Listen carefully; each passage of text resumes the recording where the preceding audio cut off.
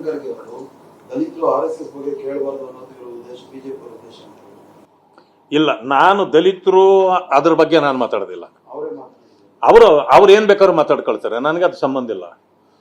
ಯಾರು ಯಾವುದನ್ನು ಬೇಕಾದ್ರೂ ಕೇಳುವ ಅಧಿಕಾರ, ಹಕ್ಕು ಇದೆ. ಆದ್ರೆ ಸರ್ಕಾರ ಕೇಳಬೇಕಾದ್ರೆ ಹೆಂಗ್ ಕೇಳಬೇಕು? ಲವ್ ಲೆಟರ್ ಬರೆಯೋದಾ? ಲವ್ ಲೆಟರ್ ಎಲ್ಲ ಬರೀಬೇಕಾಗಿರೋದು ಇಶ್ಯೂ ನೋಟಿಸ್. ಆಮೇಲೆ ಸರ್ಕಾರದ ಕಡೆಯಿಂದ ಬರಬೇಕೇ ಹೊರತು ಅದು ಮಂತ್ರಿ ನೀವು ಲೆಕ್ಕ ಕೊಡಿ ಅಂತ ಕೇಳಕ್ ಬರಲ್ಲ. ವಿವೇಕ ಇರೋ ಮಂತ್ರಿ ಯಾರು ಈ ರೀತಿ ಪತ್ರ ಬರೆಯೋದಿಲ್ಲ. ಅವಿವೇಕಿಗಳು ಮಾತ್ರನೇ ಇಂಥ ರೀತಿಯ ಪತ್ರ ಬರೀಬಹುದು. ಆಮೇಲೆ ನಾನು ಹೇಳಿದ್ದೇನೆ ಒಂದ್ಸಾರಿ, ಇದೇಗಿದೆ ಅಂದ್ರೆ ಗೊತ್ತಿಲ್ಲದ ವಿಷಯ ಅಲ್ಲ. RSS ಯಾಕೆ ನೀವು ರಿಜಿಸ್ಟರ್ ಮಾಡಿಲ್ಲ, ನೋಂದಣಿ ಯಾಕೆ ಮಾಡಿಲ್ಲ?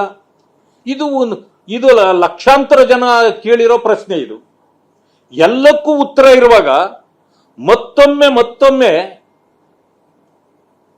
ಅದನ್ನೇ ಕೇಳೋದಿದೆ, ಅದು ಅವಿವೇಕದ ಪರಮಾವಧಿ. ಅದು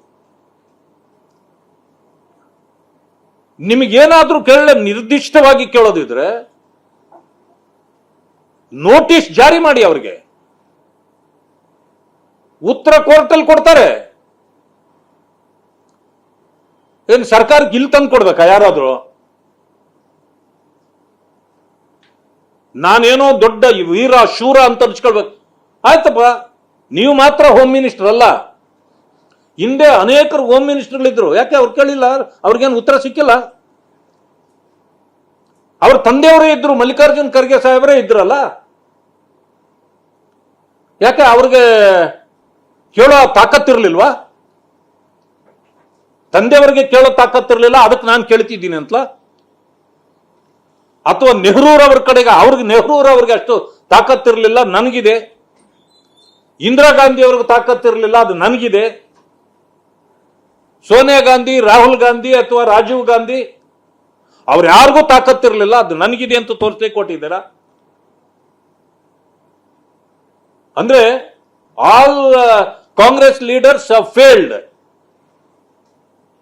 ಅವ್ರು ಯಾರಿಗೂ ತಾಕತ್ತಿಲ್ಲ ಕೇಳೋಷ್ಟು ಅಥವಾ ಉತ್ತರ ಕೊಡೋಷ್ಟು ಅಂತೇಳಿ. ನೋಡಿ, ಈಸ್ ವೇಸ್ಟಿಂಗ್ ಇಸ್ ಟೈಮ್. ಸಮಯ ವ್ಯರ್ಥ ಮಾಡ್ತಿದ್ದಾರೆ. ಏನಂತಂದ್ರೆ ಪುಕ್ಕಟೆ ಪ್ರಚಾರ ಸಿಗ್ತದೆ ನನಗೆ ಅನ್ನೋ ಒಂದು ಗೀಳಿಗೆ ಬಿದ್ದಿದ್ದಾರೆ ಅಷ್ಟೇ. ಅವ್ರು ನಾನು ಮೊದಲೇ ಹೇಳಿದ್ದೇನೆ, ನಾವೆಲ್ಲ SC STಗಳ ಕೋಟಾದಲ್ಲಿ ಬಂದಿರೋರು. ನಾವು ಬಾಬಾ ಸಾಹೇಬ್ ಅಂಬೇಡ್ಕರ್ ಅವರು ನಮಗೆ ಇಂಥ ಅವಕಾಶ ಕಲ್ಪಿಸಿಕೊಟ್ಟಿರೋದು ಆ ಜನಾಂಗಗಳ ಸಮಸ್ಯೆಗಳನ್ನ ಕೆಲಸ ಮಾಡಬೇಕು. ಹೋಮ್ ಮಿನಿಸ್ಟ್ರಿ ಅಂತಕ್ಕಂಥದ್ದು ಆ ಜನರಲ್ಲೇ ಯಾಕೆ ಪರಿಶಿಷ್ಟ ಜಾತಿಯವರಿಗೆ ಸಾಮಾನ್ಯವಾಗಿ ಕೊಡ್ತಾರೆ? ಯಾಕೆ? ಆ ಜನಾಂಗಗಳಿಗೆ ಅನೇಕ ಸಮಸ್ಯೆಗಳಿರ್ತವೆ. ಭೂಮಿಯ ಸಮಸ್ಯೆ ಇರಬಹುದು, ಬೇರೆಯವರಿಂದ ಆಗ್ತಕ್ಕಂಥ ಅತ್ಯಾಚಾರದ್ದಿರಬಹುದು, ಅನ್ಯಾಯಗಳಿರ್ಬೋದು, ಶೋಷಣೆ ಇರಬಹುದು, ಬೇಕಾದಷ್ಟು ಸಮಸ್ಯೆಗಳಿರ್ತವೆ. ಇಂಥವುಗಳನ್ನೆಲ್ಲ ಸರಿ ಮಾಡಲಿ ಅಂತೇಳಿ ಕೊಟ್ರೆ ಇವರು, ನಾವು ಹೇಳ್ತಿದ್ದೀವಿ, ನಾನು ಕೇಳ್ತಿದ್ದೀನಿ ಇವತ್ತಿಗೂ ಅವ್ರಿಗೆ, SCP TSP ಹಣ ನುಂಗಿದೆ ಈ ಸರ್ಕಾರ, ಜನರಿಗೆ ನಮ್ಮವ್ರಿಗೆ ಸಿಗ್ತಾ ಇಲ್ಲ ಅಂತ ನಾವು ಕೇಳಿದ್ರೆ, RSS ನೋಂದಣಿ ಮಾಡಿಸಿ ಅಂತ ಕೇಳಿದ್ರೆ ಅವರು RSS ನೋಂದಣಿ ಮಾಡಿಸಿದ್ರಿಂದ ನಮಗೆ SCP TSP ಹಣ ಸಿಗುತ್ತಾ? ನಮ್ಮ ಹೆಣ್ಣು ಮಕ್ಕಳ ಮೇಲೆ ಅತ್ಯಾಚಾರ ಆಗಿದ್ರೆ ಅವ್ರನ್ನ ಸರಿ ಮಾಡಿ ಅವ್ರಿಗೆ ಶಿಕ್ಷೆ ಕೊಡಿ ಅಂತಂದ್ರೆ ಅದನ್ನು ಬಿಟ್ಬಿಟ್ಟು RSS ನೋಂದಣಿ ಮಾಡಿಸಿ ಅಂದ್ರೆ ನಮ್ಮವ್ರಿಗೆ ಸಮಸ್ಯೆ ಬಗೆಹರಿಯುತ್ತಾ? ನಮಗೆ ಬೇಕಾಗಿರೋದು ನೋಡಿ, ನೀವು ಅದನ್ನು ಕೇಳಿ. ನಾನು ಯಾಕೆ ಕೇಳಿದ್ರಿ ಅಂತ ನಾನು ಕೇಳಲ್ಲ, ಅದನ್ನು ಕೇಳಿ. ನೀವು ಹೆಂಗ್ ಕೇಳಬೇಕು? ನೋಟಿಸ್ ಜಾರಿ ಮಾಡ್ಬೇಕು. ನೀವು ಲವ್ ಲೆಟರ್ ಬರೆಯೋದಲ್ಲ.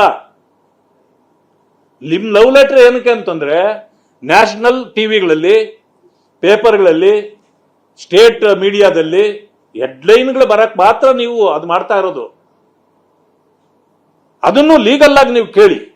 ಆಮೇಲೆ ಒಂದು ಸಂಘಟನೆ ರಿಜಿಸ್ಟರ್ ಆಗಲೇಬೇಕು. ಯಾವ ಕಾನೂನಲ್ಲಿದೆ ತೋರಿಸಿ. ಬೇಕಿದ್ದವ್ರು ರಿಜಿಸ್ಟರ್ ಮಾಡ್ತಾರೆ, ಬೇಡದಿದ್ದವ್ರು ಬಿಡ್ತಾರೆ. ಒಂದು ಸಮಯ ಪ್ರಿಯಾಂಕಾ ಖರ್ಗೆ ವಯಸ್ಸಿಗೆ ಬಂದಾಗ ಸ್ನೇಹಿತರು ಹೇಳ್ತಾರೆ, ಏನಪ್ಪ ವಯಸ್ಸು ಬಂದ್ಬಿಟ್ಟಿದ್ಯಾ, ಮದುವೆ ಮಾಡ್ಕೋ. ಸ್ನೇಹಿತರು ಹೇಳ್ಬೋದಲ್ಲ, ತಪ್ಪೇನಿಲ್ಲ. ಆದ್ರೆ ಇಲ್ಲಪ್ಪ ನಾನು ಮಾಡ್ಕೊಳ್ಳಲ್ಲ ಅಂದ್ರೆ, ಇಲ್ಲ ನೀನು ಮಾಡ್ಕೊಳ್ಳೇಬೇಕು ಅಂತ ಯಾರು ಕೇಳಕತ್ತದ?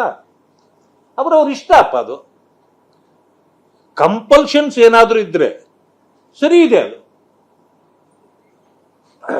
ಒಬ್ಬ ಪರಿಶಿಷ್ಟ ಜಾತಿಯವನಿದ್ದೀನಿ ನಾನೇನಾದ್ರೂ ಸವಲತ್ತು ಪಡಿಬೇಕಂದ್ರೆ I have to prove my caste.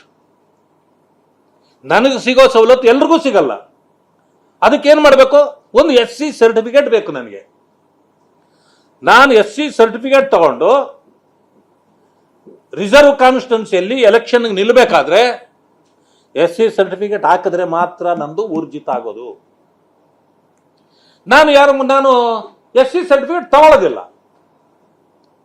ಅಂದ್ರೆ I am not eligible to contest in reserve constituency. ಅಲ್ಲಿ ನಾನು ಕಂಟೆಸ್ಟ್ ಮಾಡ್ಬೇಕಂದ್ರೆ ಮಾತ್ರ ನನಗೆ ಸರ್ಟಿಫಿಕೇಟ್ ಬೇಕು.